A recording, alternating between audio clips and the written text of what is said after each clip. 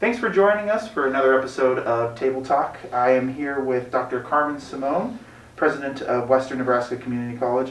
Dr. Simone, thank you so much for stopping in. Oh, thank you for the invitation. I'm always happy to be here with you. Definitely.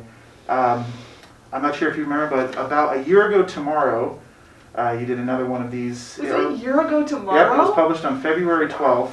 That's so cool. Perfect. It's good timing there for sure. We had no idea what was coming. Well, I was going to say, you had kind of talked about what your goals and priorities would be kind of going into that year. And of course, COVID-19 happened. And so I wanted to ask, in that time, what have you learned about yourself as a leader? Oh, I have learned that no matter what comes along, when we have the right people around us, we can be successful. Mm-hmm. And I have found that here at WNCC, and I'm so very proud to be here standing with our faculty and staff, supporting the students. And at the end, that's really what it is all about. Definitely. What have been some of the major kind of systemic changes that have taken place at the college as it's adapted to COVID-19? Well, and just like every institution, we had no idea what we were really facing. We just knew that we had students that we needed to serve, and we needed to find ways to do that in a very safe way, but in a way that helped support those students reach their goals. And so we were very thoughtful as a team, and we put together a pandemic response team at the college. Josh Vesper, we're very grateful, has helped lead us. He's our environmental safety coordinator and is in constant connection with Panhandle Public Health.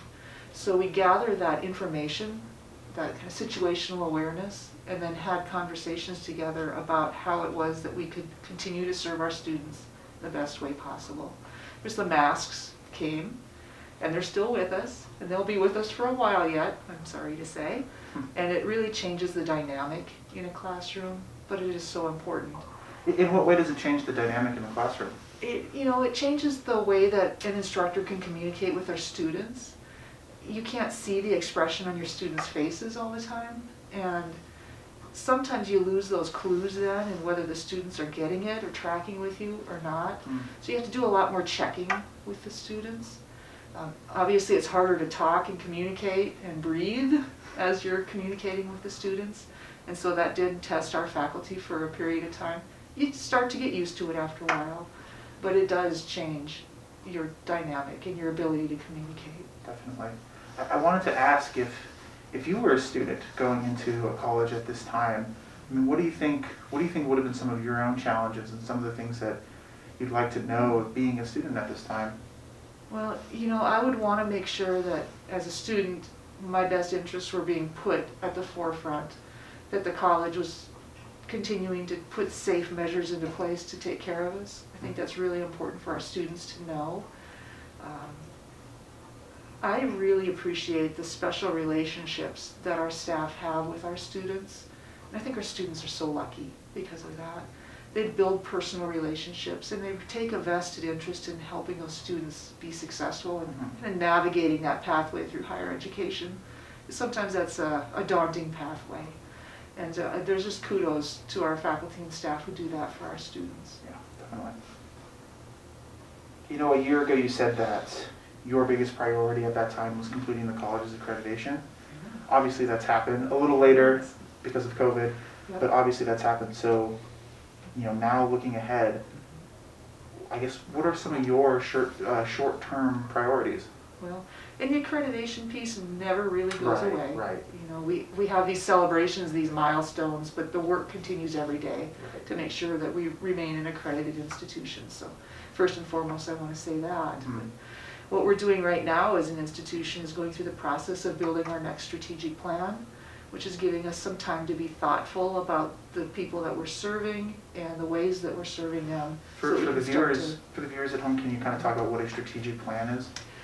It outlines the goals for the next 5 years for the institution and puts it into perspective with where we are today and where we want to be 5 years down the road, 10 years down the road. Yeah. One of the pieces that we've really talked about over the past year, and I know you're aware of this, is the need for more career and technical programming.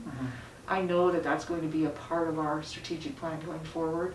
I can't tell you today what the programs might be that we're thinking of, but we're thinking of new programs that'll help support the workforce here in the Panhandle. And so a lot of those investigations are going to be happening over the next few years. By investigations, do you mean kind of examining where the need is and that sort of thing? The workforce need, the interest level from students, the partnerships that we can form to help bring something to fruition. The diesel program is just such a prime example of the community coming together to support the college to help us get that program into place. Right. We'll be opening that one fall of 21, which is really hard to believe. Right. It's come together so nicely. Mhm. I'd like to say it came together quickly, but I know that it didn't. It took over a year of meeting together and sorting through what that program needed to look like. Yeah. And there are some hoops that we need to jump through to make sure that the program has federal financial aid, that it's accredited, and all of those background pieces that happen. Yeah, well, I'm glad you brought that up because I wanted to ask about that. Just kind of based off of, like you said, that the diesel truck and heavy equipment program and some of the different reports around enrollment. I mean, is it fair to say that the college is shifting towards a more, I guess, technical and trades-based approach? I don't know that that's really fair to characterize. What we're becoming is a more comprehensive community college, and we need to add a little bit more weight and emphasis on the career and technical side of the house to be balanced and to be a comprehensive institution. Gotcha. Well, another one of the questions that you were asked a year ago before everything was how you were kind of settling into the area. So I want to ask that question again. How have you settled into the area? You know, I said a year ago, and I still believe this today, it just feels like we've come home again. I love this part of the country. I love the attitudes that we have here.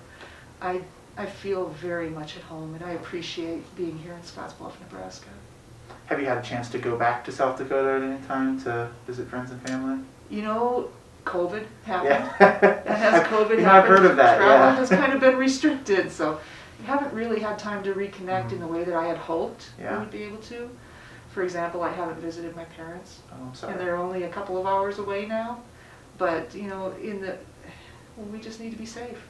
And they understand that, we understand that, and someday we will get there, but not today. Not today. Knock on wood, right? Knock on wood. All right. Well, thank you so much for stopping in. I know it's very, very cold today, and it's lunch hour, but still appreciate you coming in. Yeah, thank you for your time, Justin. I appreciate visiting with you. Awesome. Thanks.